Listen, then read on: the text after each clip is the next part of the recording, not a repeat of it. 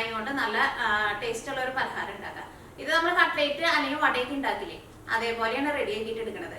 ചോറിന്റെ കൂടെ കട്ട്ലേറ്റ് പോലെ കഴിക്കാനാണെന്നുണ്ടെങ്കിൽ നല്ല ടേസ്റ്റ് ഉണ്ടാവും. ചോറും പിന്നെ തൈരും മുളകിട്ടതും ഈ കട്ട്ലേറ്റും കൂടിയിട്ട്. ഇപ്പൊ മിക്കവാറും നൈമിന്റെ ഒക്കെ സമയമുള്ളൂ, അപ്പൊ നിങ്ങൾ അങ്ങനെ ട്രൈ ചെയ്ത് നോക്കാം. അല്ലെങ്കിൽ ചായയുടെ കൂടെ വട പോലെ കഴിക്കാനും നല്ല ടേസ്റ്റ് ഉണ്ടാവും. ഇതൊന്നും അല്ലെങ്കിൽ വെറുതെ തന്നെ കഴിക്കാനും നല്ല ടേസ്റ്റ് ആണ്.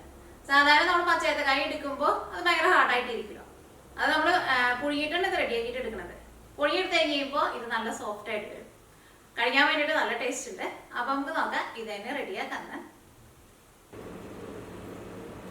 ഇത് റെഡിയാക്കാൻ വേണ്ട സാധനങ്ങൾ എന്തൊക്കെയാന്ന് നോക്കാം. അപ്പൊ ഞാനിവിടെ ഇതേപോലത്തെ ഒരു ഏത്തക്കായാണ് എടുത്തേക്കുന്നത്. ഈ ഏത്തക്കായ നമ്മൾ ഫസ്റ്റ് പുഴുങ്ങിയിട്ട് എടുക്കും. പുഴുങ്ങിയെടുത്ത് കഴിയുമ്പോൾ ഇത് പച്ചയാണെങ്കിലും പുഴുങ്ങിയെടുത്ത് കഴിയുമ്പോൾ ഈ ഏത്തക്കായ നല്ല സോഫ്റ്റ് ആയിട്ട് വരും. അത് കഴിഞ്ഞിട്ട് നമ്മൾ മിക്സിയിൽ ഇട്ടിട്ട് കറക്കിയിട്ട് എടുക്കും.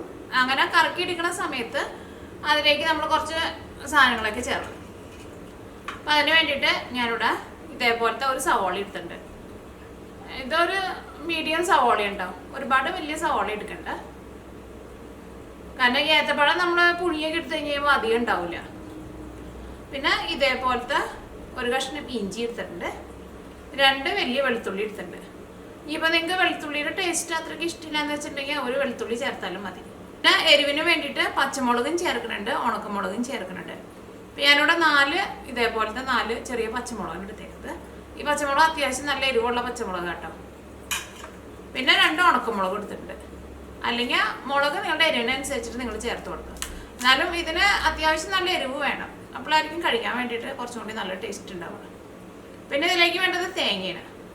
തേങ്ങ നിങ്ങൾ ഒരുപാട് ചേർക്കണ്ട, ഞാനിവിടെ കാണിക്കട്ടെ എന്തോരം തേങ്ങയാണുള്ളത്.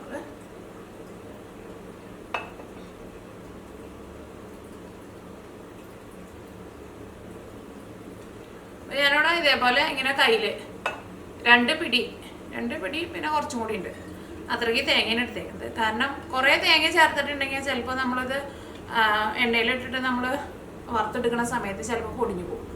അപ്പോൾ തേങ്ങ ഇത്രയ്ക്ക് ചേർത്താൽ മതി. പിന്നെ അതിലേക്ക് ടേസ്റ്റിന് വേണ്ടിയിട്ട് ഞാൻ ചെറിയ ജീരകവും ചേർക്കുന്നുണ്ട്, വലിയ ജീരകവും ചേർക്കുന്നുണ്ട്. രണ്ടും ചേർക്കുമ്പോൾ എന്തോരാന്ന് പറയട്ടോ, നമ്മുടെ ടേസ്റ്റിനനുസരിച്ചിട്ട് ഞാൻ അതിലേക്ക് ഒരു 2 നുള്ളു വെച്ചിട്ടാണ് ചേർക്കാം. അല്ലെങ്കിൽ ഇത് നിങ്ങളുടെ ടേസ്റ്റിനനുസരിച്ചിട്ട് ചേർത്ത് കൊടുത്തു. ഇനിയിപ്പോൾ നിങ്ങൾക്കിപ്പോൾ ഇതിനകത്ത് ഏതെങ്കിലും ഒരു ജീരകത്തിൻ്റെ ടേസ്റ്റ് ഇഷ്ടമില്ലാന്ന് വെച്ചിട്ടുണ്ടെങ്കിൽ ആ ജീരകം ചേർത്തില്ലെങ്കിലും കുഴപ്പമില്ല. പിന്നെ ഇതിലേക്ക് ആവശ്യത്തിന് ഉപ്പും വേണം. അപ്പോൾ ഇത്രയ്ക്ക് സാധനങ്ങളാണ് ഇത് റെഡിയാക്കാൻ വേണ്ടിയിട്ട് വേണ്ടത്. അപ്പോൾ തേങ്ങയുടെ കാര്യം നിങ്ങൾ പ്രത്യേകം ശ്രദ്ധിക്കുക. ഒരുപാട് തേങ്ങ ചേർത്തിട്ടുണ്ടെങ്കിൽ ഇത് നമ്മൾ വറുത്തിട്ട് എടുക്കുമ്പോൾ ഇത് പൊടിഞ്ഞു പോകാനുള്ള സാധ്യത ഭയങ്കര കൂടുതലാണ്. അപ്പോൾ തേങ്ങ അത്രയ്ക്ക് ചേർത്താൽ മതി. ഇതിപ്പോൾ അത്യാവശ്യം തേങ്ങ ഉണ്ട്. ഈ ഏത്തക്കായയുടെ തൊണ്ട കളഞ്ഞ് വരുമ്പോൾ പിന്നെ അധികം ഉണ്ടാവില്ലല്ലോ. അപ്പോൾ നമുക്ക് ഫസ്റ്റ് ഏത്തക്കായ ഒന്ന് പുഴുങ്ങിയിട്ടെടുക്കുക. ഈ ഏത്തക്കായ പുഴുങ്ങിയെടുക്കാൻ വേണ്ടിയിട്ട് ഒരു കുക്കർ എടുക്കുക. ഇതിലേക്ക് വെള്ളം ചേർക്കുക.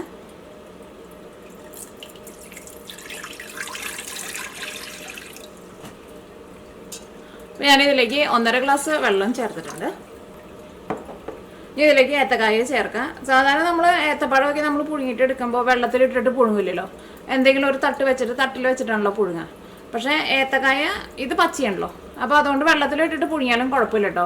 അതിൻ്റെ ഉള്ളിലേക്ക് വെള്ളമൊന്നും കയറില്ല. അല്ലെങ്കിൽ തട്ടിൽ വെച്ച് പുഴുങ്ങിയാലും എങ്ങനെയായിരുന്നാലും കുഴപ്പമില്ല. അപ്പോൾ ഇത് ഞാനിപ്പോൾ ഇവിടെ വെള്ളത്തിലേക്ക് ഇട്ടിട്ടാണ് പുഴുങ്ങാൻ വേണ്ടിയിട്ട് പോകുന്നത്. പിന്നെ 2 സൈഡ് കൊണ്ട് കട്ട് ചെയ്ത് മാറ്റാം. അയ്യോ, എടുക്കുമ്പോൾ നമ്മൾ കടയിൽ നിന്ന് വാങ്ങിച്ച ഏത്തക്കായൊക്കെ ആണെന്ന് വെച്ചിട്ടുണ്ടെങ്കിൽ ഒന്ന് കഴുകിയിട്ട് എടുത്തോട്ടോ. ഇതിലേക്ക് ഏത്തക്കായ ചേർക്കുക. ഈ തീ ഓണാക്കുക. ഇനി കുക്കറിൽ നിന്ന് ഒരു വിസിൽ വന്നു കഴിഞ്ഞിട്ടുണ്ടെങ്കിൽ പിന്നെ കുക്കറിൻ്റെ ഉള്ളിൽ നിന്ന് ആവി പോവാത്ത തരത്തിൽ തീ കുറച്ചിട്ട് ഒരു 15 മിനിറ്റ് വയ്ക്കാം. അത് കഴിഞ്ഞ് കഴിയുമ്പോൾ തീ ഓഫ് ചെയ്യുക. നമുക്ക് കുക്കർ അടയ്ക്കുക.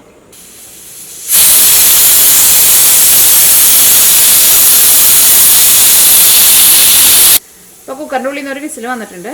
ഇനി തീ കുറച്ചിട്ട് ഒരു 15 മിനിറ്റും കൂടി വയ്ക്കുക. അത് കഴിഞ്ഞ് കഴിയുമ്പോൾ തീ ഓഫ് ചെയ്യുക. അപ്പോൾ കുക്കറിൻ്റെ ഉള്ളിൽ നിന്ന് ആവി മുഴുവനും പോയിട്ടുണ്ട്. ഇനി കുക്കർ തുറക്കുക.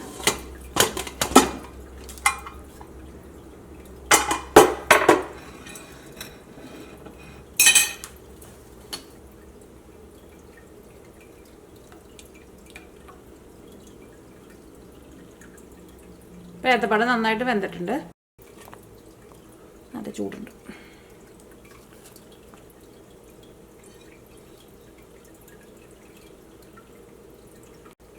ഏത്തക്കായ കണ്ട നല്ല സോഫ്റ്റായിട്ട് വന്നിട്ടില്ലേ? നമ്മൾ പഴുത്ത പഴം പുഴുങ്ങിയെടുക്കണ പോലെ വരും.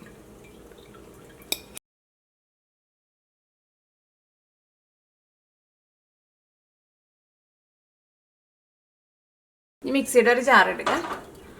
ഇതിലേക്ക് നമ്മൾ ഏത്തക്കായ പുഴുങ്ങി ഉടച്ച് വെച്ചിട്ടില്ലേ അത് ചേർക്കുക.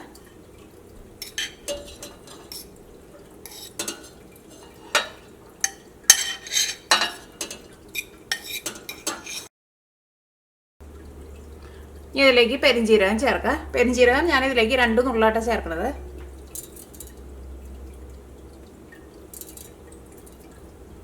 അതേപോലെ തന്നെ ചെറിയ ജീരകവും അതും 2 നുള്ളു ചേർക്കുക.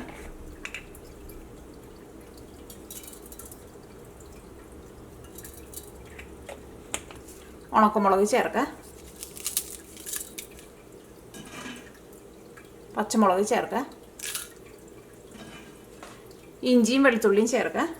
അതേപോലെ ഒന്ന് ചെറുതാക്കി കട്ട് ചെയ്തിട്ട് ചേർക്കുക. വെളുത്തുള്ളിയും ചേർക്കുക. അപ്പോൾ നിങ്ങൾക്ക് വെളുത്തുള്ളിയുടെ ടേസ്റ്റ് അത്രയും ഇഷ്ടമില്ല എന്ന് വെച്ചിട്ടുണ്ടെങ്കിൽ ഒരെണ്ണം ചേർത്താലും മതി കേട്ടോ.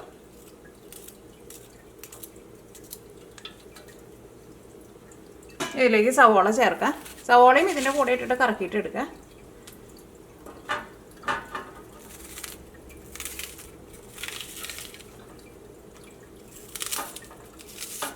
പിന്നെ ഒരുപാട് ചെറുതായിട്ട് തന്നെ കട്ട് ചെയ്യേണ്ട ആവശ്യമില്ല. ഇതിൻ്റെ കൂടെ ഇട്ടിട്ട് നമ്മളൊന്ന് കറക്കിയിട്ട് എടുക്കുമ്പോൾ അത് ചെറുതായിട്ടൊന്ന് പൊടിഞ്ഞ പോലെ വരും.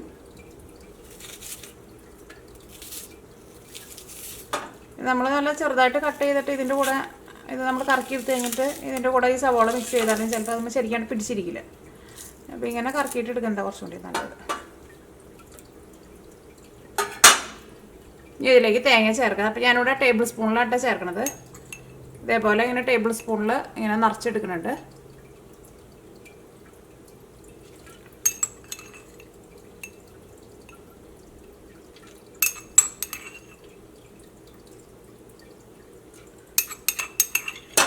ഒരു 4 ടേബിൾ സ്പൂൺ അല്ലെങ്കിൽ ഒരു 3.5 ടേബിൾ സ്പൂൺ അല്ലെങ്കിൽ 4 ടേബിൾ സ്പൂൺ, അതിൽ കൂടുതൽ ചേർക്കരുത് കേട്ടോ.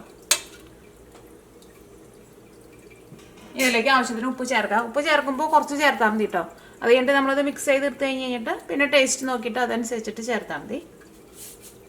കാരണം ഇതിപ്പോൾ നമ്മളിങ്ങനെ കാണുമ്പോൾ കുറേ ഉള്ള പോലെ തോന്നും, പക്ഷെ ഇത് കറക്കി എടുത്ത് വന്നു കഴിയുമ്പോൾ കുറച്ചുണ്ടാവുള്ളൂ. അപ്പോൾ ഉപ്പ് അതനുസരിച്ച് ചേർത്ത് കൊടുത്താൽ മതി. ഇനി ഇതിലേക്ക് കറിവേപ്പിലയും കൂടി ചേർക്കണം കേട്ടോ. അത് ഞാൻ പറയാൻ വേണ്ടിയിട്ട് മറന്നുപോയി. ഇതിലേക്ക് കുറച്ച് കറിവേപ്പിലയും കൂടി ചേർക്കണം കേട്ടോ. അത് ഞാൻ പറയാൻ വേണ്ടിയിട്ട് മറന്നുപോയി. ഇത് എനിക്ക് അന്ന് ആലി ചേച്ചി തന്നേച്ച കിട്ടിയെന്ന് പറഞ്ഞില്ലേ, ആ കറിവേപ്പില കേട്ടോ. ഇപ്പോഴും നല്ല ഫ്രഷായിട്ട് ഇരിക്കുന്നുണ്ട്.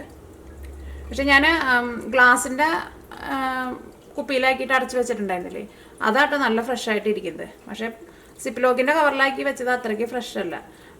ചിലതൊക്കെ ഫ്രഷാണ്, പക്ഷെ ചിലത് ഇതിൻ്റെ അത്രയ്ക്കായിട്ട് ഫ്രഷായിട്ട് ഇരിക്കുന്നില്ല.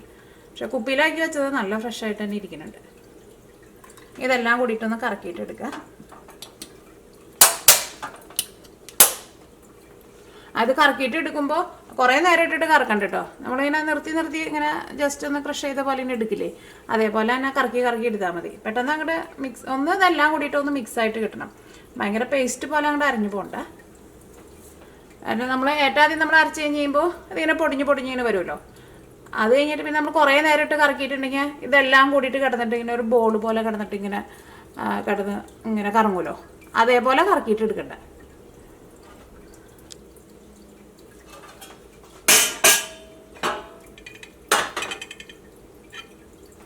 ഇതെല്ലാം കൂടിയിട്ട് കറക്കി എടുത്തിട്ടുണ്ട്. ഇത് വേറൊരു പാത്രത്തിലേക്ക് പാർത്ത്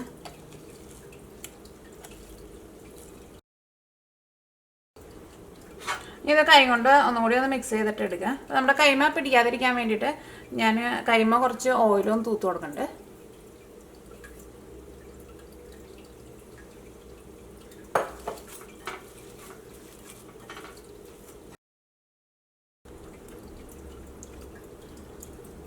ഉപ്പ് കുറച്ച് കുറവുണ്ട്, കുറച്ചും കൂടി ഉപ്പ് ചേർക്കാം. അത്യാവശ്യം നല്ല എരിവുണ്ട്. ഉപ്പ് ഇതേപോലെ നമ്മളിങ്ങനെ രണ്ടാമത് ചേർക്കുമ്പോൾ നന്നായിട്ട് മിക്സ് ചെയ്യണം കേട്ടോ, അല്ലെങ്കിൽ പല സ്ഥലത്ത് മാത്രം കട്ട പിടിച്ച പോലെ ഇരിക്കും. ഇതിലേക്ക് നിങ്ങൾക്ക് ഗരം മസാല വേണമെന്ന് വെച്ചിട്ടുണ്ടെങ്കിൽ ഗരം മസാല ചേർക്കാം. പിന്നെ കുരുമുളക് വേണമെന്ന് വെച്ചിട്ടുണ്ടെങ്കിൽ കുറച്ച് കുരുമുളക് വേണമെന്നുണ്ടെങ്കിൽ ഒന്ന് ചതച്ചിട്ട് ചേർക്കുക, അല്ലെങ്കിൽ കുരുമുളകിൻ്റെ പൊടിയായിട്ട് ചേർക്കുക. അതൊക്കെ നിങ്ങളുടെ ടേസ്റ്റിനനുസരിച്ചിട്ട് നിങ്ങൾക്ക് ചെറിയ വ്യത്യാസം വരുന്ന കേട്ടോ. അപ്പോൾ ഇതിനകത്ത് ഉപ്പൊക്കെ നല്ല കറക്റ്റ് പാകമായിട്ട് വന്നിട്ടുണ്ട്. ഇത് നമുക്ക് ഇഷ്ടമുള്ള ഷേപ്പാക്കിയിട്ട് ഇത് ഫ്രൈ ചെയ്തിട്ട് എടുക്കുക. ഞാനൊന്ന് കൈ കഴുകിയിട്ട് വരട്ടെ. അപ്പോൾ ഞാൻ കൈ ഒന്ന് കഴുകിയിട്ടുണ്ട്. ഇനി ഞാൻ കൈമ കുറച്ച് എണ്ണയൊന്ന് തൂത്ത് കൊടുക്കണുണ്ട്. ഇനി ഇത് നമുക്ക് ഇഷ്ടമുള്ള ഷേപ്പാക്കിയിട്ട് എടുക്കുക. എന്നിട്ട് ചൂടോട് കൂടിയിട്ട് ചായയുടെ കൂടെ കഴിക്കാനൊക്കെ നല്ല ടേസ്റ്റാണ്. പിന്നെ ഇപ്പോൾ അത്യാവശ്യം നല്ല എരിവുണ്ട്. എനിക്കിങ്ങനെ ഉണ്ടാക്കുമ്പോൾ കുറച്ച് എരിവിൽ കഴിക്കുന്നത് ഇഷ്ടം. അല്ലെങ്കിൽ പച്ചയേത്തക്കായ്ക്ക് വേറെ പ്രത്യേകിച്ച് അങ്ങനെ ഒരു ടേസ്റ്റൊന്നും അധികം കൊടുക്കാൻ വേണ്ടിയിട്ട് പറ്റില്ലല്ലോ. അപ്പോൾ പിന്നെ നമ്മൾ അതിലേക്ക് ചേർക്കുന്ന സാധനങ്ങളൊക്കെ കുറച്ച് സ്പൈസിയൊക്കെ ആയിട്ട് ചേർക്കാം. അപ്പോൾ എല്ലാം കൂടിയിട്ടാവുമ്പോൾ ടേസ്റ്റ് അടിപൊളിയാവും.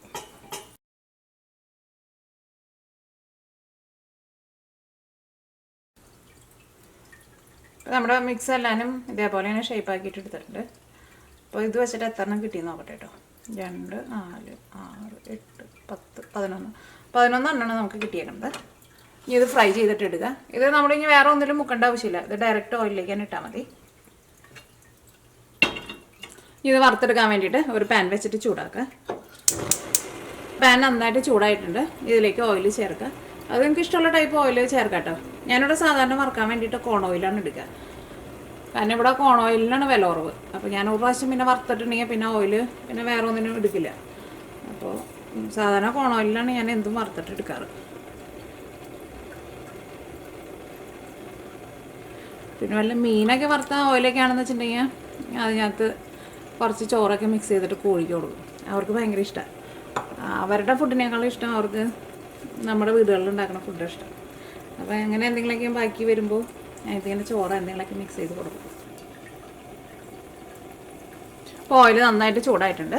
ഇത് ഓരോന്നായിട്ട് ഇട്ട് കൊടുക്കുക.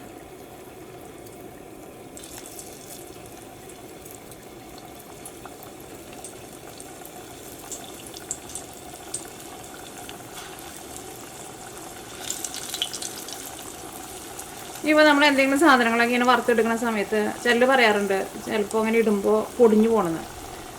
പൊടിഞ്ഞു പോണതിന് ഒരു കാരണം ഇങ്ങനെയും വരാം. ഇപ്പോൾ നമ്മളിപ്പോൾ എന്തെങ്കിലും സാധനം വറുക്കാൻ വേണ്ടിയിട്ട് ഓയിലേക്ക് ഇടുമ്പോൾ എല്ലാ സാധനം പെട്ടെന്ന് ഒരുമിച്ചാണ് ഇട്ടിട്ടുണ്ടെങ്കിൽ ആ ഓയിലിൻ്റെ ചൂട് അങ്ങോട്ട് കുറയും. അങ്ങനെ കുറഞ്ഞിട്ടുണ്ടെങ്കിൽ ചിലപ്പോൾ നമ്മൾ എന്തെങ്കിലും ചില സാധനങ്ങൾ അത് പ്രത്യേകിച്ച് നെയ്യപ്പം അങ്ങനെയുള്ള സാധനങ്ങളൊക്കെ നമ്മൾ വറുത്തെടുക്കുമ്പോൾ അതങ്ങോട്ട് പൊടിഞ്ഞു പോകും. അപ്പോൾ ഒരെണ്ണം ഇട്ട് കഴിഞ്ഞിട്ട് ഒരു സെക്കൻഡ് കഴിഞ്ഞിട്ട് അടുത്ത് കിട്ടാൽ മതി.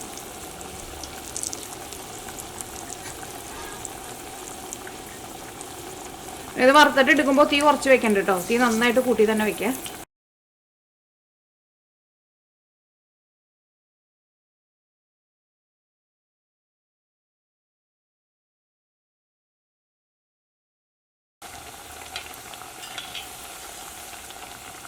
ഇതിപ്പോൾ നന്നായിട്ട് മൊരിഞ്ഞിട്ടുണ്ട്. ഇത് ഓയിലിൽ നിന്ന് എടുത്ത് മാറ്റാം.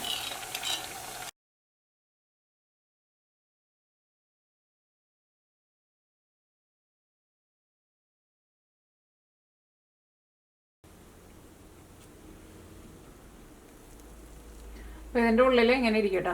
ഉള്ളിൽ നല്ല സോഫ്റ്റ് ആയിട്ടിരിക്കും, പുറത്ത് നന്നായിട്ട് ഇങ്ങനെ മുരിഞ്ഞിട്ടിരിക്കും. ഇങ്ങനെ വെറുതെ തന്നെ കഴിക്കാൻ വേണ്ടിയിട്ട് നല്ല ടേസ്റ്റാണ്. ചെറിയ ചൂടോട് കൂടിയിട്ട് ഒന്നല്ലെങ്കിൽ ചായയുടെ കൂടെ കഴിക്കുക, അല്ലെങ്കിൽ വെറുതെ തന്നെ കഴിക്കുക.